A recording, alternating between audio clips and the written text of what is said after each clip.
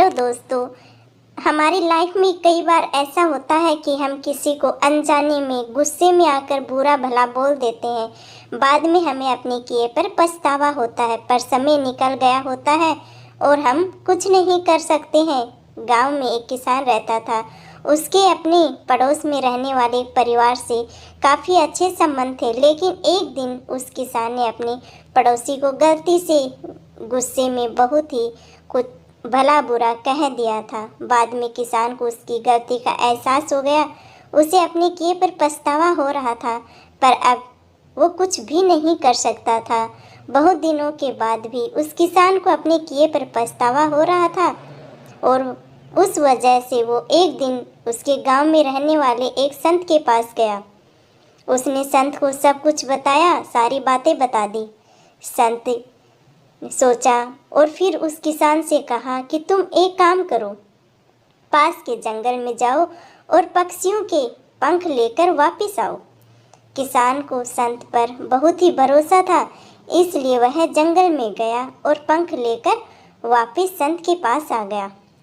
संत से कहा कि अब आप बताओ मैं क्या करूं महाराज, आगे मुझे क्या करना है। संत ने किसान से कहा कि अब तुम हमारे गांव की बस्ती में एक ऊंची हवेली है, उस हवेली की छत पर जाकर इस पंख को हवा में जाने दो, हवा में उड़ा दो। किसान ने भी बिल्कुल ऐसा ही किया, उस पंख को हवा में ही जाने दिया, हवा में उड़ा दिया। और बाद में संत से पूछा कि अब मैं क्या करूं, आगे मुझे क्या करना है। संत ने किसान से कहा कि अब तुम उस पंख को वापस लाओ। किसान पंख खोजने के लिए सड़कों पर गया, बहुत जगह घूमा फिरा, लेकिन वह पंख को वापस नहीं ला पाया। वह निराश हो गया और वापस संत के पास गया। उसने संत से कहा कि मुझे माफ़ कर दो, मैं ये पंख वापस नहीं ला पाया। संत ने उसको समझाया और कहा कि जैसे तुम ये पंख को वापस नहीं ला सके, वैसे ही तुम अपने बोले हुए शब्द को भी वापस नहीं ले सकते हो, इसलिए तुम्हें कुछ भी बोलने से पहले सोचना चाहिए। किसान ने संत से कहा कि तो फिर मैं अब क्या करूं जिससे मुझे शांति मिले। संत ने कहा तुम्हें अपने किए पर पछतावा हो रहा है और तुम्हारा दिल भी साफ है, इसलिए तुम अब पूरी तरह से अपराध बोध से मुक्त हो गए हो। तुमने अपना अपराध भगवान के सामने रख दिया है और अब तुम अपना मन दूसरे काम में लगा सकते हो, उस बात को भूल जाओ।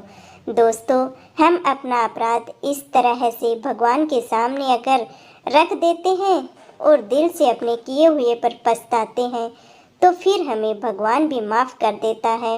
कहते हैं ना, गलती करने वाले से माफ़ करने वाले का दिल बड़ा होता है।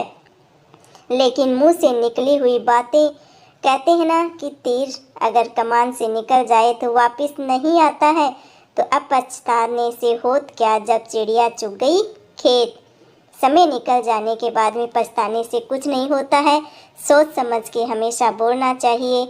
दोस्तों, मिलते हैं आप लोगों से अगली कहानी में।